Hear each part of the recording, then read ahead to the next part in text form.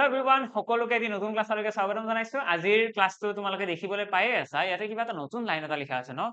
দা beginning. কি বাহুবলী চলি আছে নেকি? নাই দেই, বাহুবলীৰ কথা মনত নানিবা। ইয়াতে জাষ্ট এটা নতুন যাত্ৰা। কি যাত্ৰা হয় এতিয়া চবেতো ভাবি আছা কিহৰ যাত্ৰা। তোমালোকে যদি অকমান আৰু ভালকৈ মন কৰিছা, এটা থাম্বনেইলখনৰ ওপৰত এটা নাম লিখা আছে, এপিএছচি এনফৰ্চমেন্ট ইন্সপেক্টৰ। তোমালোকে সকলোৱে খবৰ পাইছা এপিএছচি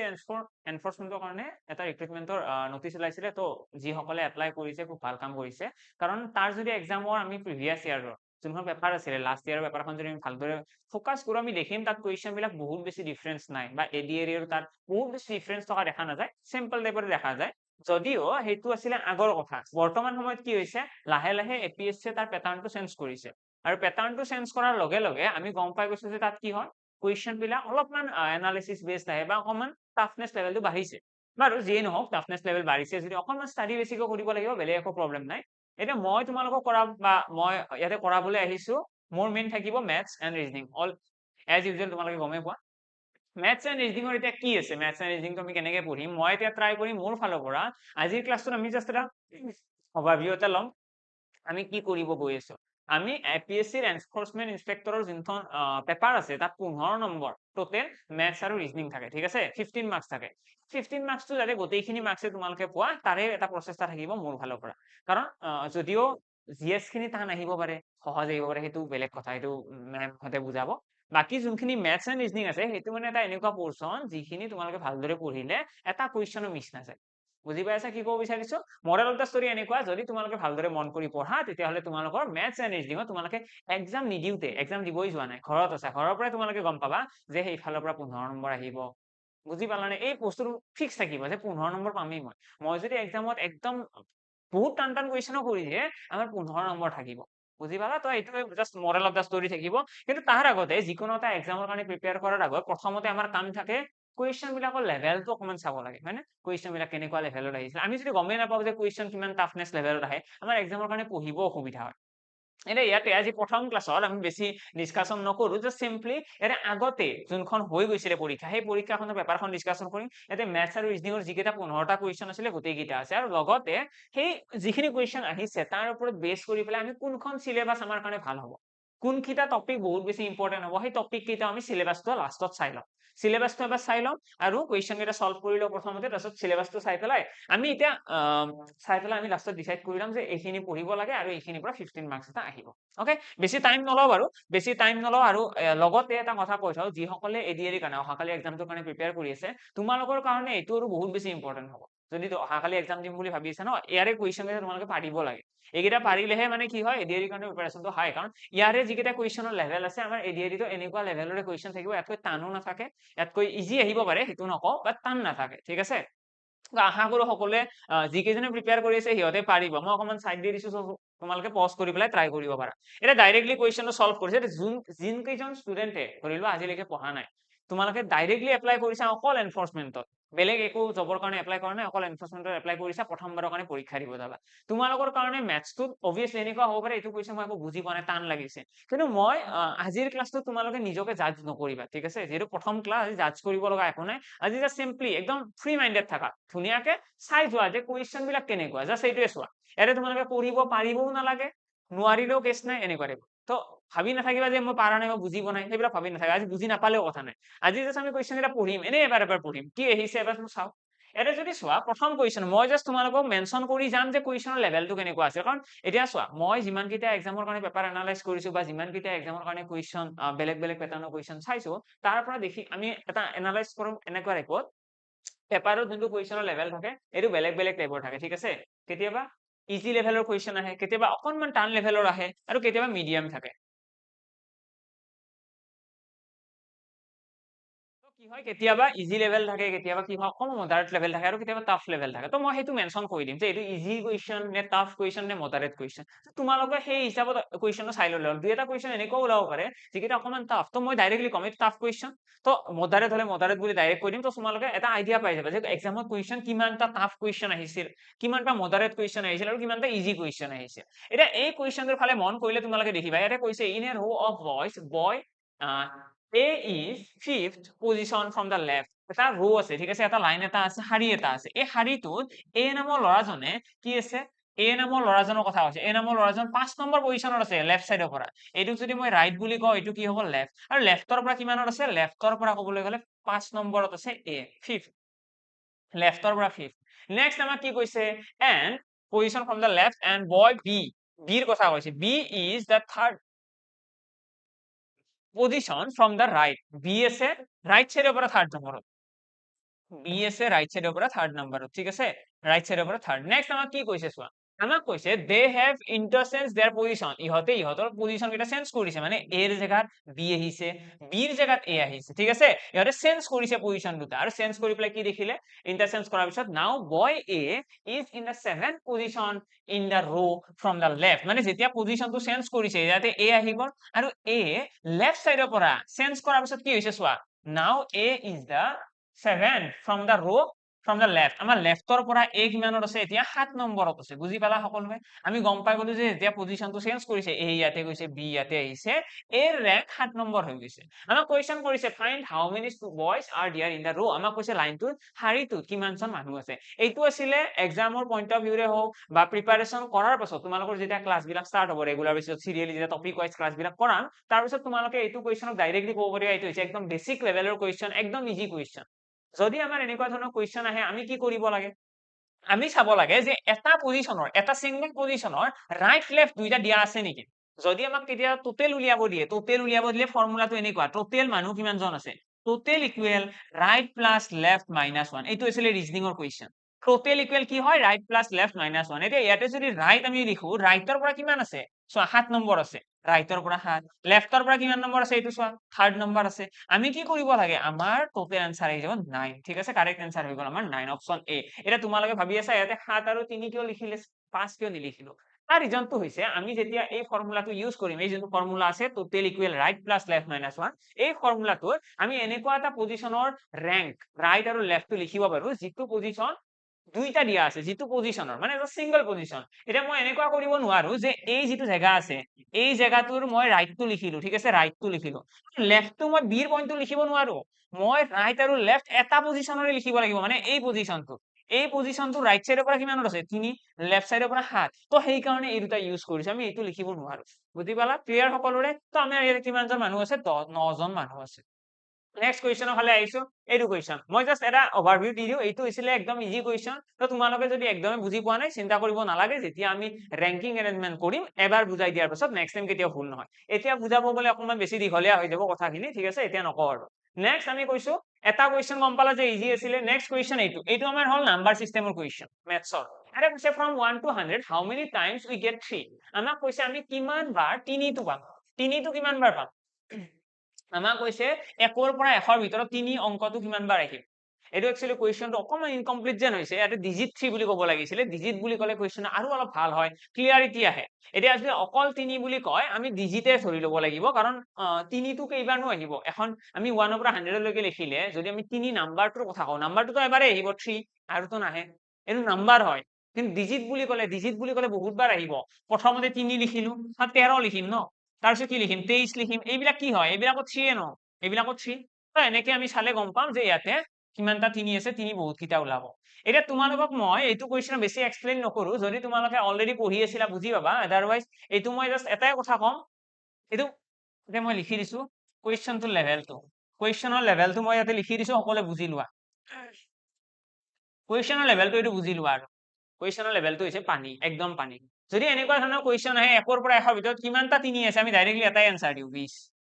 ডাইৰেক্টলি আমি আনসাৰ দিও 20 যদি তোমালোকে নাম্বাৰ সিস্টেমৰ ক্লাছ মোৰ পৰা চাইছিলা নাম্বাৰ সিস্টেমৰ এটা ইউটিউবত ক্লাছ আপলোড কৰা আছে হেতু চালেও তোমালোকে গম পাই যাবা এইবিলাক একদম বেসিক লেভেলৰ কথা আমি এইবিলাক শিকুৱে আমি যিকোনো এক্সামতে এইখিনি কথা আলোচনা কৰোৱে সো তোমালোকে বেছি চিন্তা কৰিব লগা নাই ডাইৰেক্টলি আহি যাব ওকে নেক্সট আমাৰ কোৱেশ্চনৰ ফালে আহিছো নেক্সট কোৱেশ্চন কি আছে চোৱা এইটো কোৱেশ্চন চোৱা এতিয়া এইটো কোৱেশ্চনত কি কৈছে মই দুটা কোৱেশ্চন এতিয়ালৈকে কৰালো আৰু দুইটা কোৱেশ্চনতে আমি গম পাইছো এইটা একদম বেসিক লেভেলৰ কোৱেশ্চন আছিলে নেক্সট কোৱেশ্চন এইটো এৰে কৈছে আমাক বিমল ওয়াক্স আমাক এইটো দিছে ডাইৰেকশনৰ কোৱেশ্চন ডাইৰেকশন ডাইৰেকশ্যন মানে দিশৰ কুৱেশ্যন কেনেকে সলভ কৰে দিশৰ কুৱেশ্যন সলভ কৰাৰ কাৰণে প্ৰথম কথাটো হৈছে আমি যি কৈছে সেই বস্তুখিনি ড্ৰয়িং বনাব লাগে এটা ছবি এটা আঁকিম আৰু লাহে লাহে কৰি যাম এটা লাইন পঢ়িম এটা ড্ৰয়িং বনাম তেনেকে আঁকি যাম এতিয়া কৈছে Bimal walks 20 metre towards north এতিয়া নৰ্থ সাউথ এইবিলাক জানানে নাই ওপৰত থাকিব নৰ্থ এইটো আহিব সাউথ এইটো আহিব ইষ্ট এইটো আহিব ৱেষ্ট আৰু এটা কথা যিসকলে অহাকালি এক্সাম দিম বুলি ভাবিছা ইয়াৰে এটা কুৱেশ্যনতে মই কৰি দিব লগা নহয় প্ৰতিটো কুৱেশ্যন ভিডিঅ' পজ কৰিবা ট্ৰাই কৰিবা তাৰ পাছতহে চাবা এনসাৰ মিলিছে নে নাই ওকে এইটো মই ইউটিউবতো দি দিম সকলোৱে গম পাই যাওক নেক্সট ক্লাছৰ পৰা আমাৰ অকল এপত ক্লাছ হ'ব ইয়াতে কৈছে Bimal walks 20 metre towards north 20 metre উত্তৰৰ ফালে গৈছে তো 20 মিটাৰ উত্তৰৰ ফালে গৈছে মানে ইয়াৰ পৰা মই আৰম্ভ কৰিলো উত্তৰৰ ফালে গৈছে 20 মিটাৰ ঠিক আছে উত্তৰ মানে ওপৰৰ পিনে নহয় জানো উত্তৰৰ ফালে 20 মিটাৰ তাৰপিছত কি কৈছে ৰাইট সো সাইডে যাব এন্ড ৱাক 30 মিটাৰ সো সাইডে 30 মিটাৰ গৈছে 30 মিটাৰ হল 30 মিটাৰ সো সাইডে গৈছে তাৰপিছত কি কৈছে হি টাৰ্নস ৰাইট এন্ড ৱাক 35 মিটাৰ এতিয়া আৰু ৰাইট সাইডে যাব এতিয়া চোৱা আগতে মানুহজন আছিলে এইটো দিশৰ মুখ কৰি এতিয়া আছে এইটো দিশৰ মুখ কৰি এতিয়া ৰাইট সাইডে গুচি গলে কি হ'ব ৰাইট সাইডে এইটো হ'ব ন এনে কৈছে আমাক 35 মিটাৰ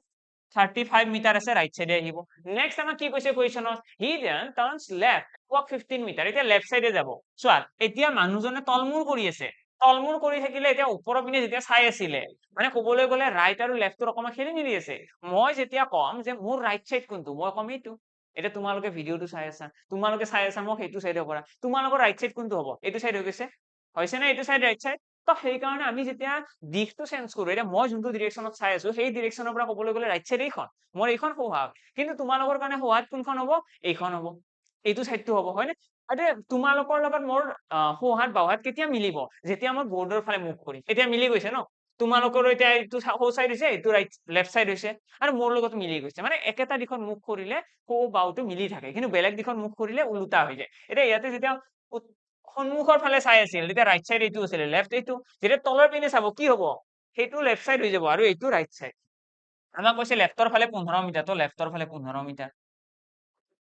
15 মিটাৰ হলে কি হ'ব এতিয়া চোৱা ডায়াগ্ৰাম কেনেকে বনাম ডায়াগ্ৰামটো মই বনাইছো এনেকে এতিয়া তোমালোকে ভাবিছা চাগে এইখিনিয়ে কিয় দিলো মইতো বেলেগকৈ বনাব পাৰিলো মই কি কৰিছো ইয়াতে চোৱা এই জেগাটো হৈছে 30 মিটাৰ 30 মিটাৰ এইখিনি যদি 30 হয় এইখিনি কিমান হয় তাৰ আধা কৰিছো তাৰ আধা 15 মিটাৰ আহিছে নেক্সট আমাক কি কৈছে finally he turns left and walk 15 metre আৰু লেফট সাইডে যাব এতিয়া মানুহজনে চাই আছে এইটো দিশত বুজি পাইছা অকনমান ভুল হৈছে চাগে আমাক লেফট বুলি ক'লে এইটো নহয় লেফট বুলি ক'লে এইটো হ'ব ন লেফট এইটো হ'ব এইটো সাইডত 15 মিটাৰ গৈছে তাৰপিছত আৰু লেফট সাইডে গৈছে এইটো দিশত গ'লে 15 মিটাৰ তাৰপিছত মানুহজনে কি কৰিব আকৌ লেফট সাইডে যাব এইটো দিশত গৈ পেলাই লেফট সাইড বহিবা কি হ'ব ওপৰৰ পিনে লেফট সাইড হলে ইয়াতে 15 মিটাৰ যাব 15 মিটাৰ আমাক কি কৈছে finally he turns left and walk 15 metre in which direction and how much distance is he currently now from the starting point আমাক কৈছে ষ্টাৰ্টিং পইণ্টৰ পৰা আৰম্ভণিৰ পইণ্টৰ পৰা বৰ্তমান যোনটো জেগাত আছে সেই জেগাটোলৈকে মানুহজনে কিমান দূৰত আছে আৰু লগতে তোমালোকে ক'ব লাগে কোনটো দিশত আছে প্ৰথম কথা কোনটো দিশত আছে তো আমি চাব লাগে ষ্টাৰ্টিং পইণ্টৰ পৰা মন কৰিলে দেখিম আমি পূবৰ ফালে আছে ইষ্ট তো ইষ্ট থকা অপচন কোনটো আছে ইয়াৰে চোৱাচোন এতিয়া এইটো আছে ৱেষ্ট মানে এইটো ভুল এইটো সাউথ এইটো ভুল মানে আমাৰ এতিয়া অপচন বি আৰু ডিৰ মাজত কনফিউজন বি হ'ব নে ডি হ'ব তাৰ কাৰণে আমি চাম এতিয়া ডিষ্টেন্স কিমান আছে চোৱা ডিষ্টেন্সটো কেনেকুৱা হ'ব আমি যদি মন কৰো আমি এইখিনি ডিষ্টেন্স কিমান বুলি ক'ম 30 ইয়াতেও 30 আছে মানে তলৰখিনিও 30 হ'ব আৰু লগতে এইখিনি 15 মানে কি ওপৰখিনিও 15 30 15 কিমান 40 45 তো 45 মিটাৰ ইষ্ট আমাৰ কাৰেক্ট আনসাৰ আহি যাব ওকে ডান তো ক'বলৈ গ'লে এইটো মই যদি কওঁ এইটোৰো কুৱেশ্যনটো লেভেল আছিলে ৱাটাৰ লেভেল একদম ৱাটাৰ লেভেল কুৱেশ্যন আছিলে আমাৰ তো এক্সামত আমাৰ যদি এনফৰ্চমেন্টৰ কথা কওঁ আমি অকনমান ভালকৈ যদি পঢ়িব লগা আছে অলপমান যদি আমি গোটেইখিনি টপিক ক্লিয়াৰ কৰি পেলাই পঢ়ি দিওঁ বেছি টাইমো নালাগে এপ্ৰক্সিমেটলি তোমালোকে নিজৰ ফালৰ পৰা গোল ৰাখা ওকে মই একদম এক্সেক্টলি কৈ আছো 40 আৱাৰ্স 40 ঘণ্টা তোমালোকে সকলোৱে নিজৰ ফালৰ পৰা এটা প্লেনিং ৰাখা যে মই 40 ঘণ্টা পঢ়িম যদি 40 ঘণ্টা তোমালোকে মেথছত এবাৰ দি দিয়া তেতিয়াহ'লে তোমালোকৰ মেথছত আৰু চিন্তা নাই মেথছ এণ্ড ৰিজনিঙৰ যিকেইটা কুৱেশ্যন আহিব সেই 15টা কুৱেশ্যন একচুৱেলি তোমালোকৰ আৰু ডাইৰেক্ট ফিক্স আৰু নেক্সট আমি আহিছো এইটো কুৱেশ্যন এটা কি কৈছে ইফ এডিশ্যন মিন্স সাবট্ৰেকশ্যন সো এইটো হৈছে সিম্পলিফিকেশনৰ কুৱেশ্যন আৰু এইবিলাক কুৱেশ্যন এক্সামত আহিলে একচুৱেলি সৰু বাচ্চাৰ নিচিনা কুৱেশ্যন হৈ যায় ঠিক আছে আমাক কৈছে এটা এডিশ্যন মিন্স সাবট্ৰেকশ্যন মানে যোগ মানে হৈছে বিয়োগ যোগ মানে বিয়োগ এটা তোমালোকে ভাবিছে কি যোগ মানে বিয়োগ মানে আমাক কেতিয়াবা এনেকুৱা ধৰণৰ ইকুৱেশ্যন এক্সামত দিয়ে ঠিক আছে এইটো ইকুৱেশ্যন দিছে এইটো ইকুৱেশ্যনত কি লিখিছে 6 - 5 যোগ 1 ব্ৰেকেট আছে তাৰপিছত আকৌ যোগ আছে আৰু ব্ৰেকেট আছে 4 2 আমি এক্সামত এনেকুৱা কুৱেশ্যন আহিলে প্ৰথমতে এনেকে লিখি লওঁ মাজৰ চিন কেইটা নিদিয়াকৈ আমি এনেকে লিখি লওঁ চোৱা মাজৰ চিন কেইটা মই দিয়া নাই তাৰ পাছত আমি কি কৰো কুৱেশ্যনটো পঢ়ি যাওঁ কুৱেশ্যন আমাক কৈছে এডিশ্যন মিন্স সাবট্ৰেকশ্যন মানে ইয়াতে ইয়াতে য'ত যোগ চিন আছে সেই যোগ চিনৰ জেগাত আমি কি লিখিম বিয়োগ লিখিব লাগিব ঠিক আছে যোগ চিন ক'ত আছে চোৱা 5 আৰু 1 ৰ মাজত যোগ চিন মানে ইয়াতে বিয়োগ লিখিম এই ব্ৰেকেট দুটাৰ মাজত কি আছে যোগ চিন আছে তো ইয়াতে বিয়োগ লিখিম তাৰ পাছত কি কৈছে সাবট্ৰেকশ্যন মিন্স এডিশ্যন মানে বিয়োগ য'ত আছে এইটো যোগ লিখিব লাগিব চোৱা প্ৰথম 6 আৰু 5 ৰ মাজত বিয়োগ চিন আছে মানে ইয়াতে যোগ লিখিম তাৰ পাছত কি কৈছে আমাক and multiplication means division multiplication মানে কি হৰণ মাল্টিপ্লিকেশ্যন মানে হৈছে হৰণ আৰু কিবা কৈছে নেকি ডিভিজন মিন্স মাল্টিপ্লিকেশ্যন আৰু হৰণ মানে হ'ব আমাৰ পূৰণ কিন্তু ইয়াতে কুৱেশ্যনত যদি আমি মৰম কৰো ইয়াতে আমাৰ হৰণ নাই আচ্ছা হৰণ আছিলে এটা কাম কৰা এই মাজত চাগে যোগ চিন নহয় এইটো ঠিক আছে এইটো টাইপিং মিষ্টেক হৈছে এইটো মাজত হৰণ চিন আৰু হৰণ থাকিলে কি হয় ডিভিজন মিন মাল্টিপ্লিকেশ্যন তো ইয়াতে মাল্টিপ্লিকেশ্যন আহিব ক্লিয়াৰ এতিয়া জাস্ট এইখিনি সলভ কৰিব লাগে এইখিনি সলভ কৰিলে আমি কি লিখিম 6 5 11 11ৰ 1 গলে কি থাকিব 10 আৰু ইয়াতে 4 ক 2 ৰে হৰণ কৰিলে 2 থাকিব 11ৰ পৰা 1 গলে থাকিল 10 10 পূৰণ 2 কৰিলে আমাৰ কাৰেক্ট আনসাৰ কিমান আহি গল অপচন সি 20 আমাৰ কাৰেক্ট আনসাৰ আহি গল তো কবলৈ গলে এইটো কি লেভেল মই নকওঁ আৰু কি লেভেল একদম ফানি লেভেল ন নেক্সট কুৱেশ্যন এইটো কুৱেশ্যন চোৱা এতিয়া ইয়াতে কি কৈছে Manish was born 2 years after his father's marriage মনীষে কেতিয়া জন্ম পাইছে মনীষৰ জন্মৰ কথা কৈছে মানে এইটো হৈছে এজ ৰিলেটেড কুৱেশ্যন বিলাকো সলভ কৰাৰ কাৰণে বহুত বেছি আমি পঢ়াৰ প্ৰয়োজন নাই সিম্পল কথাটো কেনেকুৱা আমি কুৱেশ্যনটো পঢ়িব লাগে কুৱেশ্যনটো বুজিব চেষ্টা কৰিব লাগে এবাৰ বুজি পোৱাৰ পিছত এনসাৰটো অটোমেটিক্যালি ওলাই আহে ওকে তো আমি স্টাৰ্ট কৰিছো কুৱেশ্যনত কৈছে Manish was born 2 years after his father's marriage মানে দেউতাকৰ বিয়া হোৱাৰ 2 বছৰ পিছত কি হৈছে মনীষৰ জন্ম হৈছে দেউতাকৰ বিয়া হোৱাৰ 2 বছৰ পিছত নেক্সট আমাক কি কৈছে চোৱা হি ইজ 8 years কি বুলি কৈছে 8 years old now মানে বৰ্তমান মনীষৰ বয়স 8 বছৰ মানে আমি এনেকৈ ক'ব পাৰো মনীষৰ বৰ্তমান বয়স হৈছে 8 বছৰ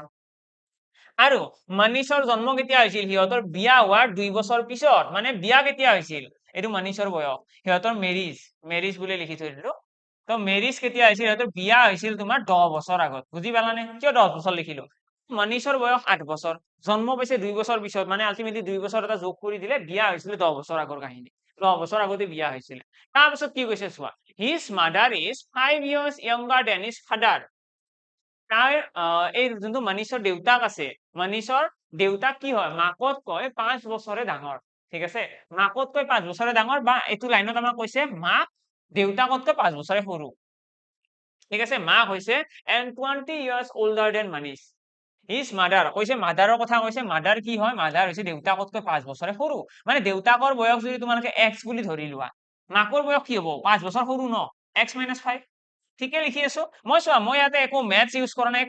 নাই ইয়াতে ম্যাথছ ব্যৱহাৰ কৰাই নাই জাস্ট সিম্পলি আমি কথাবিলাক ভাবি লিখি আছো মই ক'লো যে মাকৰ বয়স যদি x হয় দেউতাকৰ বয়স কি হ'ব দেউতাকৰ বয়স যদি x হয় মাকৰ বয়স কি হ'ব x - 5 এইটো মাকৰ বয়স 5 বছৰ কম ন দেউতাকতকৈ আৰু কৈছে আমাক লাইনটো এনেকৈ কৈছে যে মাক দেউতাকতকৈ 5 বছৰে সৰু দেউতাকতকৈ 20 বছৰে ডাঙৰ ঠিক আছে and 20 years older than Manish মানে মনীষতকৈ কি হয় মনীষতকৈ 20 বছৰ ডাঙৰ এতিয়া মনীষৰ বয়স কিমান মনীষৰ বয়স হৈছে 8 বছৰ যদি মাকৰ বয়স 20 বছৰ ইয়াতকৈ ডাঙৰ হয় 20 বছৰ ডাঙৰ মানে কিমান 20 আছে 28 বছৰ অৰ্থাৎ মাকৰ বয়সটো হ'ব 28 বছৰ বুজি পালা এই মাকৰ যে মই বয়সটো লিখিছো x - 5 এইটো হ'ব 28 বছৰ তো মনীষতকৈ 20 বছৰ ডাঙৰ ন 20 আছে 28 তো এইখিনি সলভ কৰিলে আমি দেখিম x = 5 গুচি গলে 23 তো মাকৰ বয়স আহি গল 23 বছৰ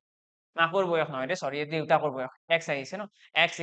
x ৰ ভ্যালুটো কি আছিল দেউতাকৰ বয়স আছিল এইটো হল x হল আমাৰ 23 বছৰ যদি x 23 বছৰ হয় মাকৰ বয়স কিমান হ'ব x ৰ ভ্যালুটো আহি গল 23 বছৰ আৰু মাকৰ বয়স কিমান হ'ব ইয়াতকৈ 5 বছৰ কম ন মাকৰ বয়স x - 5 তো x - 5 আমাৰ আহিব কিমান মাকৰ বয়সটো আছে সৰি দেই অকনমান খেলি মেলি হৈ আছে আচ্ছা গোটেইখিনি খেলি মেলি হৈছে ইয়াতে 5 টো গলে প্লাস হ'ব ন 5 টো গলে প্লাস হ'ব ঠিক আছে তো প্লাস হলে কি হ'ব 28 ৰ 5 যোগ কৰিলে 33 তো 33 তো x = 33 মানে আমি এতিয়ালৈকে কি গম পালো আমি গম পালো যে দেউতাকৰ বয়স হৈছে 33 বছৰ আৰু মাকৰ বয়স হৈছে 28 বছৰ এটো কুৱেশ্যনত কৈছে ন যে 20 বছৰ ডাঙৰ পুতেকতকৈ তো এইখিনি হ'ল এইখিনি আমি পঢ়িলো এইখিনি কুৱেশ্যনৰ পৰা বুজি পালো কি কৈছে at what age Manish father got married মনীষৰ দেউতাকে কিমান বছৰত বিয়া পাতিছিল এইটো কুৱেশ্যন আমাক কুৱেশ্যন কৰিছে মনীষৰ দেউতাকে কিমান বছৰ আগত বিয়া পাতিছিল। এতিয়া আমি যদি ইয়াতে মন কৰো ইয়াতে দেউতাকৰ বয়স কিমান, দেউতাকৰ বয়স আছে 33 বছৰ 33, দেউতাকৰ বৰ্তমান বয়স হয় 33, দেউতাকৰ বৰ্তমান বয়স কিমান 8 বছৰ, আৰু বিয়া কিমান বছৰ আগত হৈছিল 10 বছৰ আগত, মানে 33 বছৰ যদি দেউতাকৰ বয়স হয় তাৰে 10 বছৰ আগত কি হৈছিল, বিয়া হৈছিল, এইটোতো লিখি থৈছো ন 10 বছৰ 10 বছৰ আগতে বিয়া হৈছিল। তো 33-ৰ পৰা 10টো বিয়োগ কৰি দিয়া কিমান আহি যাব 23, তো 23 ইয়াৰ্স আমাৰ কাৰেক্ট এনসাৰ আহি যাব। কাৰণ ইয়াতে যিকেইটা এনসাৰ ওলাইছে সেইকেইটা হৈছে প্ৰেজেন্ট এজ, বৰ্তমান বয়স, বৰ্তমান দেউতাকৰ বয়স 33, মাকৰ বয়স 28 বছৰ, 5 বছৰ কম ন, আৰু লগতে পুতেকৰ বয়স হৈছে 8 বছৰ, কৈয়ে দিছে আমাক, আৰু বিয়া কেতিয়া হৈছিলে, পুতেক জন্ম হোৱাৰ 2 বছৰ আগত, মানে আলটিমেটলি 10 বছৰ আগত, বুজি পালা নে, 10 বছৰ, সেইটো আগতে কৈছো। আলটিমেটলি এইটো কুৱেশ্যন তোমাৰ ক'বলৈ গ'লে এইটো ইজি, তোমাৰ পানী বুলি ক'ব নোৱাৰি, বাট এইটো ইজি কুৱেশ্যন, ঠিক আছে, এইটো মই ইজি বুলি কৈ দিলো, এইটো ৱাটাৰ বুলি নকওঁ, কাৰণ কুৱেশ্যনটো অকনমান ভালদৰে বুজিব লাগিব, গোটেইখিনি কথা ধুনীয়াকৈ পঢ়িলেহে এনসাৰ ওলাব। তো এইটো কুৱেশ্যনৰ মই নাম দি দিলো ইজি, একদম ৱাটাৰ বুলি কোৱা নাই, এইটো বেছি ইজি হৈ যাব, ভেৰি ভেৰি ইজি নহয়, জাষ্ট ইজি। এইটো নেক্সট কুৱেশ্যন আমাক কৈছে in a group of players 35% are football player, এটা গ্ৰুপ আছে, এই গ্ৰুপটোত প্লেয়াৰ্স আছে বহুত, ঠিক আছে, আৰু এই প্লেয়াৰ্স বিলাকৰ ভিতৰত 35% হৈছে ফুটবল প্লেয়াৰ, অকে ডান, 35% আছে ফুটবল প্লেয়াৰ, আৰু 37% আৰু ক্ৰিকেট প্লেয়াৰ। এতিয়া তোমালোকক মই ইয়াতে মেনশ্যন কৰো যে আমাৰ যিটো পাৰ্চেন্টেজ চেপ্টাৰ আছে, পাৰ্চেন্টেজ চেপ্টাৰটোৰ এটা টপিক আছে, এটা সাব টপিক বুলি কওঁ আমি, এটা পাৰ্ট এটা আছে য'ত আমি মাৰ্ক বেস্ড কুৱেশ্যন পঢ়ো, তাৰ কাৰণে ইউটিউবতো এটা ভিডিঅ' আছে বাৰু। তো মাৰ্ক বেস্ড কুৱেশ্যনত আমাৰ কি হয়, এনেকুৱা ধৰণৰ কথা কিছুমান আহে, এই কুৱেশ্যন বিলাক সলভ কৰাৰ কাৰণে আমি ভেন ডায়াগ্ৰামৰ অলপমান নলেজ থাকিলে ভাল, ভেন ডায়াগ্ৰামৰ অলপমান নলেজ থাকিলে ভাল, কিয় ভাল, ডাইৰেক্টলি এনসাৰ আহে। এতিয়া ইয়াতে কৈছে কি এটা গ্ৰুপ আছে, তাতে 35% football player, 37% are cricket player, and 168 players are hockey player, 168 কি hockey players. How many total players are there in the group? আমি যদি ইয়াতে কওঁ এটা গ্ৰুপ এটাত টোটেল কিমান থাকিব, টোটেল এটা গ্ৰুপ এটা মানুহ কিমান থাকিব, ইয়াতে মানুহ থাকিব সদায় 100%, এইটো হৈছে এটা গ্ৰুপ, ইয়াতে আছে 100%, আৰু এই 100%ৰ ভিতৰত 35% কি হয়, ফুটবলাৰ, ফুটবলাৰ, তাৰপিছত 37% কি হয়, ক্ৰিকেট, ক্ৰিকেট, আৰু 168 কি হয়, হকি প্লেয়াৰ, হকি প্লেয়াৰ, ঠিক আছে। এতিয়া আমি ইয়াৰ পৰা আমি জানো এই গোটেইখিনি যোগ কৰিলে কিমান হ'ব লাগে, গোটেইখিনি যোগ কৰিলে 100% হ'ব লাগে, তো কৰি চাও, সেইখিনি সলভ কৰি দিলে আমাৰ এনসাৰটো ইজিলি ওলাই আহিব, অৰ্থাৎ 35% প্লাস 37% প্লাস 168 is equal 100%, হল, এইখিনি এটা সলভ কৰিলে আমি দেখিম কিমান হ'ব, 35 × 70 আৰু 72, 72টো এইপিনে গুচি গ'লে মাইনাস হ'ব, 100ৰ পৰা 72 গুচি গ'লে কিমান থাকিব, 28 থাকিব, 28% ইকুৱেল কিমান আহি গ'ল 168, এইটো যদি কাটি দিও কিমান হ'ব, 8 6 × 48, 6 × 12 120, 120 হলেতো ঠিকে আছে, 6 বাৰ যাব এইটো,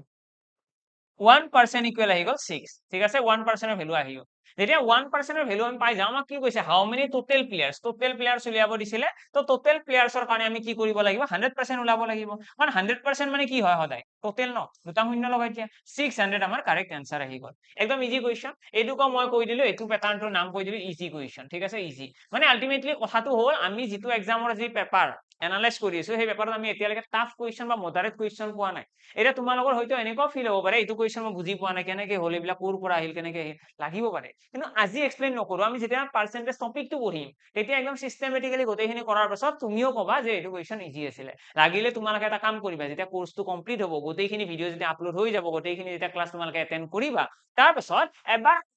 আজিৰ ক্লাছটো চাই ল'বা, তেতিয়া তোমালোকে মোৰ লগত পাৰফেক্টলি ৰিলেট কৰিব পাৰিবা যে এইটো ইজি কুৱেশ্যন আছিল নে নাই। ওকে, নেক্সট কুৱেশ্যনৰ ফালে আহিছো, এইটো কুৱেশ্যন এতিয়া চোৱা, এতিয়া জাষ্ট তোমালোকে অকনমান ব্লাইণ্ডলি মোক ফলো কৰা, মই যেনেকে কৈছো সেইটোৱে হয় বুলি ভাবি লোৱা, আৰু বুজি পোৱা নাই যদি জাষ্ট ব্লাইণ্ডলি চকু মুজি পেলাই বিশ্বাস কৰি লোৱা যে এইটো ইজি কৈছে, যেতিয়া চাৰে ইজিয়ে হ'ব, সেইটো টান নহয়, ঠিক আছে। নেক্সট কুৱেশ্যন, এইটো কুৱেশ্যন কি কৈছে, the cost of 5 pens and 11 copies is ইমান, 5টা কলম আৰু 11খন কপিৰ প্ৰাইচ আমাক দিয়া আছে দাম। The cost of 25 pens and 55 copies is, আমাক কৈছে 25টা কলম আৰু 55খন কপিৰ প্ৰাইচ কিমান। The cost price of ইমান copies is 135, okay, তো এইটো কুৱেশ্যন এতিয়া কেনেকে সলভ কৰিম, এইটো কুৱেশ্যন কেনেকে সলভ কৰিম, এইটো কুৱেশ্যনটো একদম পাৰফেক্টলি অলৰাইট আছে নে নাই, কাৰেক্ট আছে নে নাই। তো ইয়াতে যদি আমি মন কৰো, ইয়াতে আমাক কৈছে 5টা কলম আৰু 11খন কপিৰ দাম হৈছে 135, তো আমি কি কৰিলো, সিম্পলি ইয়াতে লিখি ললো 5টা পেন আছে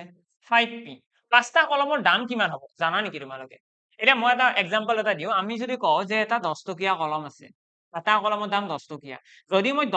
এটা কলমৰ দাম 10 টকীয়া মই 7টা কলম কিনিলো 7টা কলমৰ দাম কেনেকুৱা হ'ব 7টা কলমৰ দামৰ কাৰণে আমি 10ৰ লগত 7 এটা পূৰণ কৰিম ক্লিয়াৰ আমাক যেতিয়া ক'ব যে এটা কলমৰ দাম 10 টকা 7টা কলমৰ দাম কি হ'ব তো আমি সিম্পলি কি কৰিম 10ৰ লগত 7 এটা পূৰণ কৰিম 10 7 গুণ 70 টকা হৈ যাব ঠিক আছে 10 7 গুণ ডাইৰেক্টলি হ'ব এই কুৱেশ্যনটো কিমানখিনি কাৰেক্ট আছে অকণমান কুৱেশ্যনটো চাগে ডাটা মিছিঙো থাকিব পাৰে চাই লওঁ কিমানখিনিলৈকে এনসাৰ আহে তো আমি কি বুজি পালো যে বস্তু যিমানটা কিনিছো নাম্বাৰ অফ আইটেমছ যিমানটা বস্তু কিনিছো তাৰ লগত যদি আমি কিনা দামটো পূৰণ কৰি দিওঁ তেতিয়া কি আহে তেতিয়া বস্তুটোৰ টোটেল দামটো আহি যাব তো আমি ইয়াতে ধৰি লৈছো যে 5টা কলমৰ দাম হ'ল 5p ঠিক আছে মানে এটা কলমৰ দাম p বুলি ধৰিছো এটা কলমৰ দাম যদি p হয় 5টাৰ কি হ'ব 5p ঠিক তেনেদৰে 11খন কপিৰ দাম কিমান হ'ব 11খন কপিৰ দাম কৈ দিলো 11c আৰু এইটো কিমান হয় এইটো হৈছে 135 ক্লিয়াৰ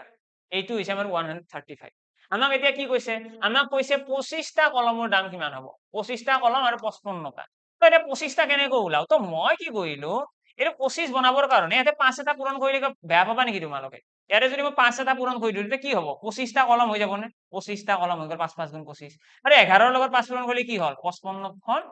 কপি হৈ গ'ল আৰু হোৱাৰ লগে লগে ইয়াতে কিমান হ'ব 135 ইনটু ইয়াতেও এটা 5 আহি যাব কিয়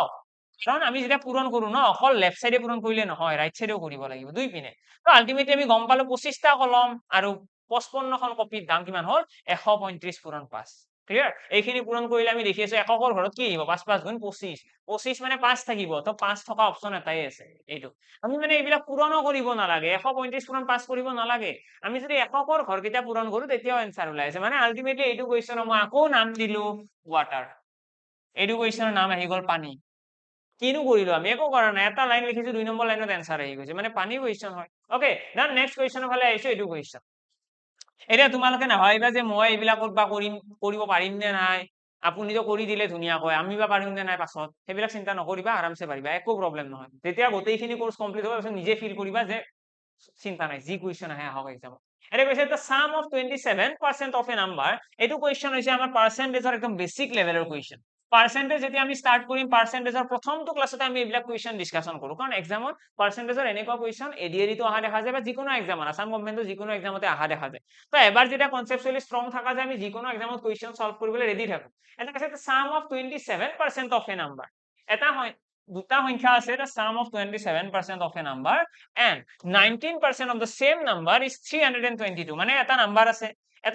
এই নাম্বাৰটো মই কৈ দিলো x এই x নামৰ সংখ্যাটোৰ 27% আৰু 19% যদি যোগ কৰি দিও কিমান হ'ব 27% 19% যোগ কৰি দিলে আমাৰ এনসাৰ আহিব 322 বুজি পালা 322 তো আমি কি কৰিব লাগে যে সিম্পলি এইখিনি যোগ কৰিলে কিমান হ'ব এটা হৈ গ'ল 20 20 40 46 46% is equal 322 ইয়াৰ পৰা 1% ইকুৱেল কি হ'ব 46 কাটিলে এইটো চোৱা 6 যোনখন নিয়তা আছে 6 যিখন আমাৰ টেবল আছে 6 টেবুলত কেতিয়া 2 আহে নো এটা আহিব 6 2 গুণ 12 আৰু কেতিয়া আহিব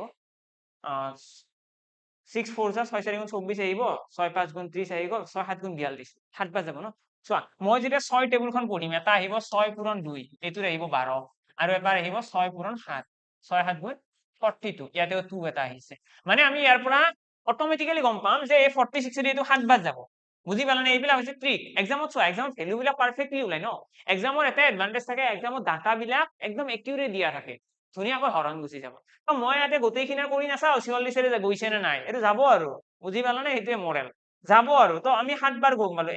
1% ইকুৱেল যদি 7 হয় আমাক কি উলিয়াব দিছে the number is আমাক নাম্বাৰটো উলিয়াব দিছে নাম্বাৰটো কিমান হ'ব তো নাম্বাৰটোৰ কাৰণে আমি কি কৰিব লাগে ইয়াতে 100% কাৰণ নাম্বাৰ বুলি ক'লে তো 100% হ'ব ন সেম নাম্বাৰ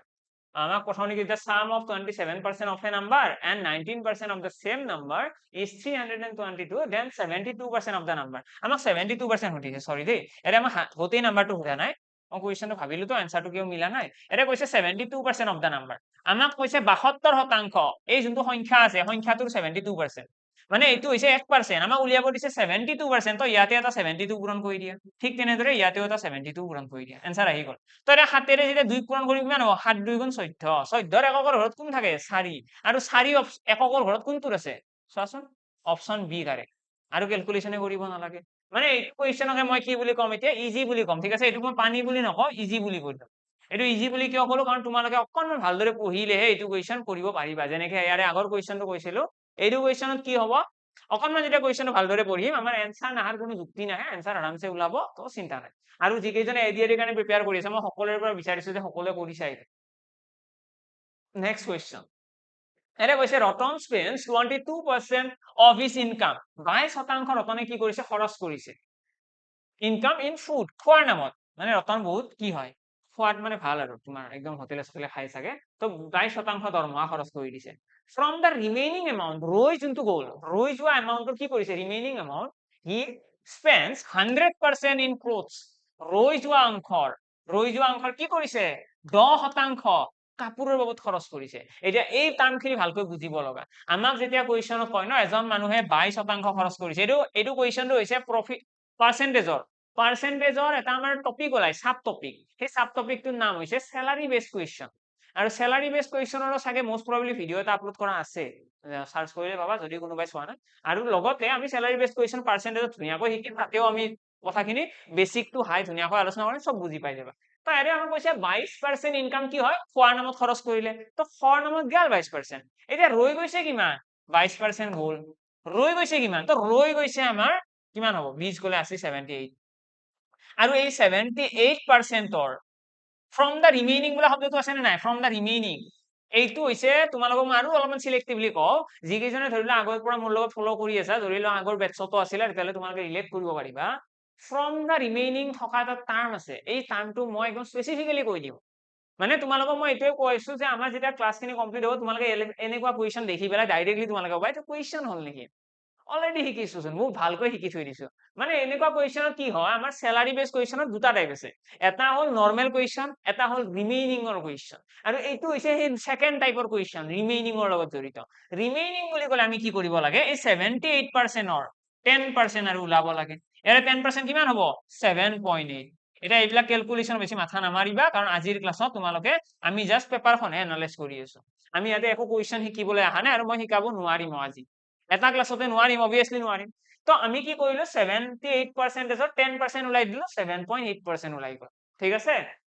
যদি বুজি পোৱা নাই স্কিপ কৰি দিবা স্কিপ মানে কি কৈছো মই তোমালোকে জাস্ট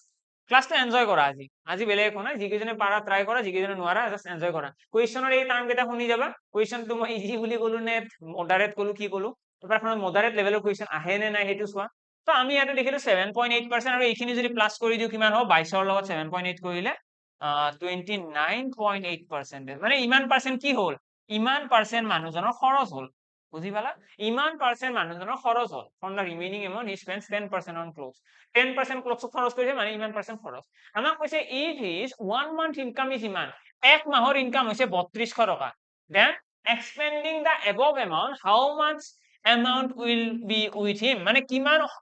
পইচা তেওঁৰ হাতত ৰৈ যাব এতিয়া যদি মানুহজনে 29.8% খৰচ কৰে মানে সেভিংস কিমান কৰিলে সেভিংস কৰিব কিমান 70.2% হয় নে নাই কাৰণ চোৱা এজন মানুহৰ দৰমহা সদায় কি দৰমহা সদায় হৈছে 100% আৰু 100ৰ পৰা যদি মই যদি 29.8% বিয়োগ কৰি দিওঁ কি ওলাব 100ৰ পৰা এইখিনি খৰচ ন এইখিনি খৰচটো বিয়োগ কৰি দিলে আমাৰ ওলাই গ'ল সেভিংস মানে ইমান টকা জমা কৰিছে 70.2% কি কৰিছে জমা কৰিছে আমাক কুৱেশ্যনত কৈছে 100% মানে কিমান মানুহজনৰ দৰমহা হৈছে 3200 দৰমহা মানে আমি লিখিম 100% সমান 3200 100% সমান কি আহি গ'ল 3200 আৰু ইয়াৰ পৰা 1% ইকুৱেল কি আহি গ'ল 1% ইকুৱেল আহি গ'ল আমাৰ 32 1% হে 32 আমাক উলিয়াব কি দিছে কুৱেশ্যনত আমাক কৈছে 70.2% তো ইয়াতে তোমাৰ এটা 70.2% এটা পূৰণ কৰি দিয়া দ্যাটস ইট 70.2 ইয়াতেও পূৰণ ইয়াতেও এটা 70.2 পূৰণ কৰিলে কি আহিব 0.2 আহিব 0.2 থকা কোনটো আছে 0.2 নাহে 4 আহিব এইটো 2 লগত 2 পূৰণ কৰিলে কি হ'ব 2 2 4 অপচনত মই 0.4 থকা কোনটো পাইছো এটা পাইছো ডি মানে এইটো ভুল অপচন সি ভুল আৰু এ ভুল তাৰ পিছত আমি কি কৰিম 2 2 4 হ'ল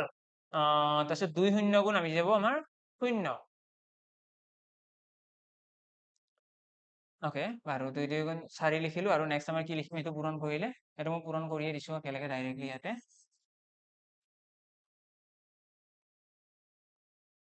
702 আৰু আহি যাব ইয়াতে 32 তো 32 দ্বিগুণ 64 4 ইয়াতে গ'ল 6 থাকি গ'ল 32 0 গুণ 0 মানে 6 আহি গ'ল 64 0.64 যোনটো আহিব সেইটোৱে কাৰেক্ট আনসাৰ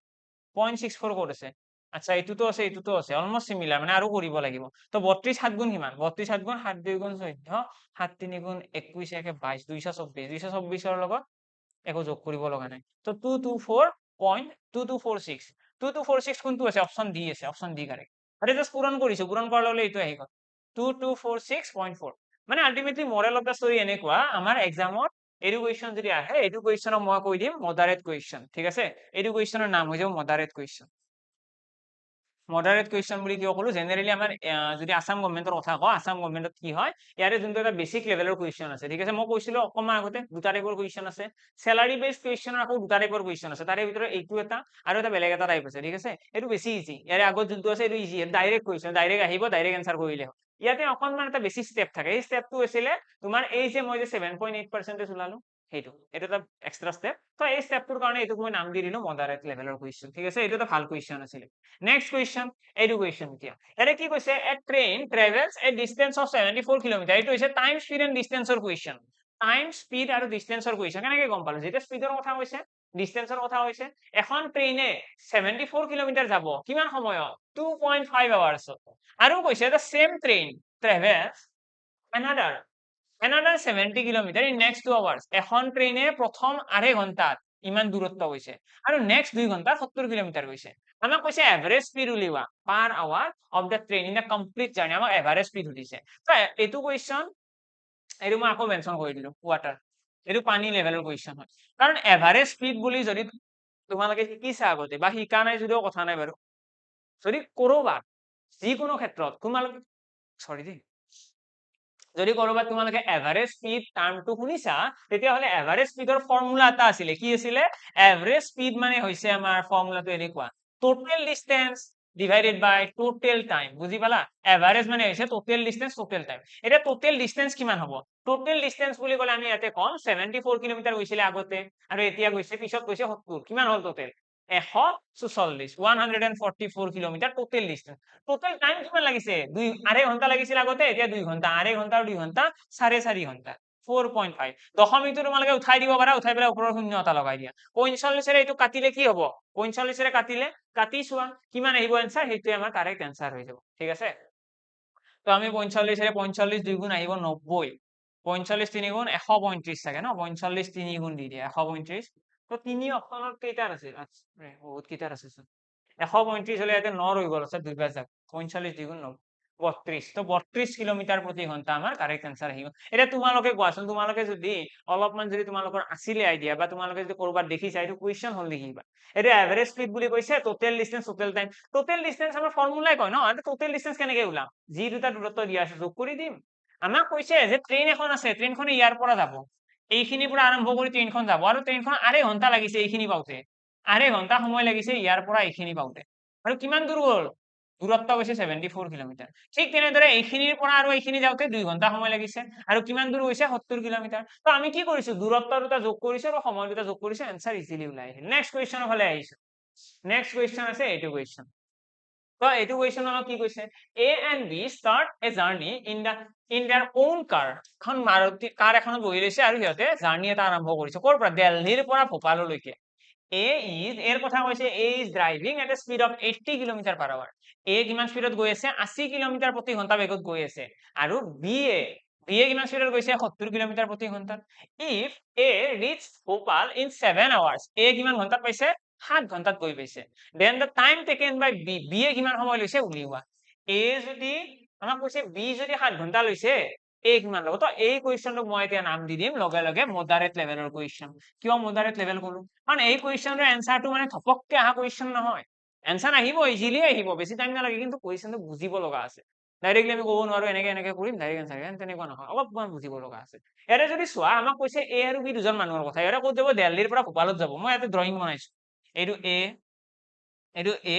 বি এইটো হৈছে দিল্লী এইটো হৈছে ভোপাল দিল্লীৰ পৰা ভোপালত যাওঁতে এৰ স্পীড কিমান আছিলে এৰ স্পীড আছিলে 80 আৰু বিৰ স্পীড আছিলে 70 এৰ আছিলে 80 স্পীড বিৰ আছিলে 70 আমাক কৈছে যে বি নামৰ মানুহজনৰ কথা কৈছে নে ইফ এ ৰিচ আচ্ছা এ নামৰ মানুহজনক যাই পাওঁতে সময় লাগিছে 7 ঘন্টা বুজি পালা এইটো ড্ৰয়িং বনালো মই ড্ৰয়িংটোত দেখিলো যে এ গৈছে 80 স্পীডত বি গৈছে 70 স্পীডত এ নামৰ মানুহজনক লাগিছে 7 ঘন্টা এতিয়া 80 স্পীডত 7 ঘন্টা গলে কিমান দূৰ গৈ পাব 8 7 গুণ 56 মানে আমি ইয়াতে কম 80 পূৰণ 7 অৰ্থাৎ 560 কিলোমিটাৰ হৈছে এই দিল্লীৰ পৰা ভোপালৰ ডিস্টেন্স আৰু ইমানখিনি দূৰত্ব আমাক সুধিছে বি কিমান সময়ত যাইব তো বি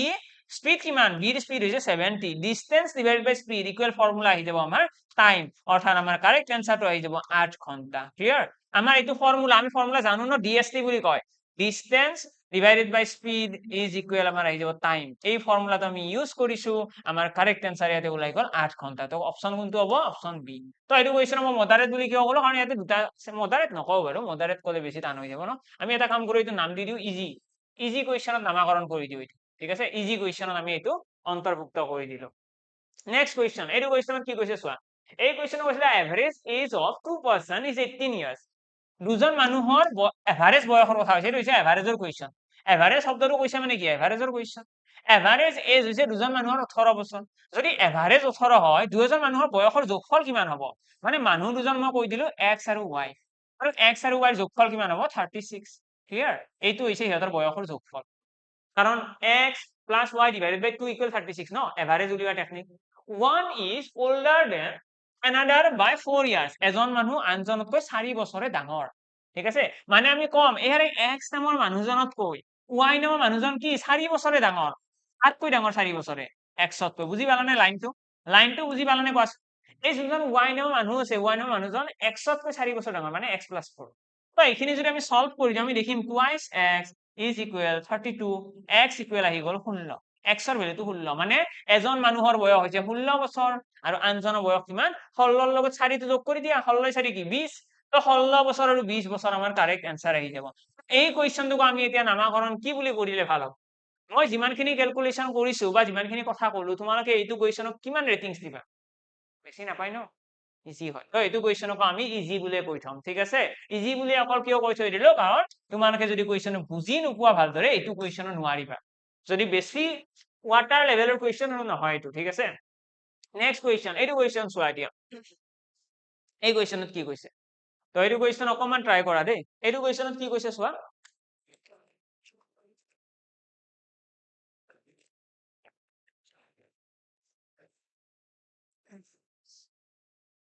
Okay. So education কৈছে Rupam spends 20% of his salary in food. Rupamৰ কথা কৈছে এবাৰ Rupame খৰচ কৰিব আৰু মই অলৰেডি কৈছো যে দৰমহাৰ লগত জড়িত প্ৰশ্নবিলাক হৈছে পাৰ্সেন্টেজ চেপ্টাৰৰ কোৱেশ্চন পাৰ্সেন্টেজ চেপ্টাৰত আমি এইবিলাকৰ কথা আলোচনা কৰা দেখা যায় পাৰ্সেন্টেজত ধুনীয়াকৈ আলোচনা কৰি Rupame কি কৰিছে 20% খৰচ কৰিছে 5% খৰচ কৰিছে 2% as investment এতিয়া মই তোমালোকক কৈছিলো যে আমাৰ দৰমহা খৰচ কৰাৰ টেকনিক বেলেগ বেলেগ আছে মই তোমালোকক অকনমান আগতে এটা কুৱেশ্চনত কি কৈছিলো মই কৈছিলো যে ইয়াতে কত ঘৰাইটো এইটো কুৱেশ্চন মই কৈছিলো এইটো কুৱেশ্চন নাম কি কৰিছিল মডাৰেট মই কৈছিলো নে যে এই দৰমহাৰ খৰচৰ দুটা টাইপৰ কুৱেশ্চন আছে এইটো এটা ৰিমেইনিং শব্দটো থকা আৰু এটা নৰমাল কুৱেশ্চন আছে সিম্পল বহুত ইজি সেই ইজি কুৱেশ্চনটো হৈছে এইবাৰ আহিছে মানে আলটিমেটলি ক'বলৈ গ'লে আমাৰ যি দুটা স্যালাৰি বেসড কুৱেশ্চন আছে দৰমহাৰ লগত জড়িত যি দুটা ধৰণৰ কুৱেশ্চন আছে মাত্ৰ দুটাই আছে দেই এইটো মানে গোটেই দুনিয়াখনত তোমালোকে বিচাৰি আহা সেই দুটাতকৈ বাহিৰৰ কুৱেশ্চন নাই তোমালোকে যদি মোক স্যালাৰি বেসড কুৱেশ্চন যিকোনো কুৱেশ্চন তোমালোকে মোক কৈ দিয়া মই সেই দুটা টাইপতে গোটেইখিনি কৰি দিম সেই দুটা টাইপৰে বেলেগ কুৱেশ্চনে নাই তো সেই দুটা টাইপৰ এইটো ফাৰ্স্ট টাইপৰ কুৱেশ্চন ইজি আছিল এইটোত কি কৰিব লাগে এই কুৱেশ্চনটো সলভ কৰাৰ কাৰণে আমি কি কৰিব লাগে ৰূপমে কৈছে 20% দৰমহা খোৱাৰ নামত খৰচ কৰে ৰূপমে কি কৰে 20% দৰমহা খোৱাৰ বাবদ খৰচ কৰে খোৱাৰ বাবদ যদি 20% খৰচ কৰে আৰু লগতে কি কৈছে বাকিখিনি কি কৰে 5% খৰচ হোৱা কাপোৰৰ বাবদ 2% ইনভেষ্টমেন্ট টোটেল কিমান হল 20 যোগ 5 25 25 2 27 ঠিক আছে তাৰপিছত কি কৈছে in these three items he spends rupees 5400 মানে এই তিনিটা বস্তু যে খৰচ কৰিলে এই তিনিটা বস্তু টোটেল মানুহজনে 5400 টকা খৰচ কৰিছে মানে আমি কি কম 20% 5% 2% গোটেইখিনি যোগ কৰিলে কিমান হল 27% এই 27% টোৱে হৈছে 5400 সমান বুজি পালানে তো 27 এর এইটো কাটি দিলে 200 মানে 1% এর ভ্যালু আহি গল আমাৰ ইয়াতে 200 টকা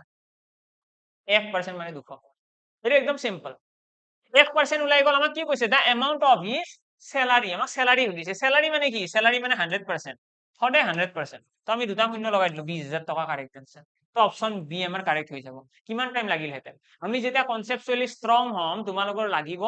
মই জাস্ট সিম্পলি আজিৰ ক্লাছৰ পৰা এটাই তোমালোকক মেছেজ দিব বিচাৰো আমাৰ কুৱেশ্যন বিলাক যিহেতু ইজি আছিল আমি যাতে এক্সামৰ এই 15টা কুৱেশ্যনৰ এটা সিংগল মিষ্টেক নহয় এটা চিলি মিষ্টেকো নহয় একোই মিষ্টেক নহয় ঘৰতে ভাবি যাম যে 15টো পামেই আৰু এক্সাম দিও কম যে পালো 15 দ্যাটস ইট তাৰ মাজত এনেকুৱা কথা নোলাই যে অলপমান খেলি মেলি লাগি গ'ল বুজি নাপালো পাহৰি গলো সেইবিলাক নকবা ডাইৰেক্ট এনসাৰ আহি আছে এনেকুৱা লেভেলৰ কুৱেশ্যন আছিলে তো আলটিমেটলি আমি এইবাৰো বেছি টান এক্সপেক্ট কৰি লাভ নাই 5 years ago আমাক কৈছে 5 বছৰ আগৰ কাহিনী এতিয়া এইটো হৈছে এজ ৰিলেটেড কুৱেশ্যন আৰু এজ ৰিলেটেড কুৱেশ্যন বিলাক আমি ৰেচিঅ আৰু প্ৰপৰচন বহুত ভালদৰে শিকিম তো কৈছে the average age of A and B is 20 years A আৰু বিৰ এভাৰেজ বয়স কিমান 20 বছৰ average age of A B C is 20 বছৰ এ বি চিৰ কিমান 20 বছৰ ৰাইট নাও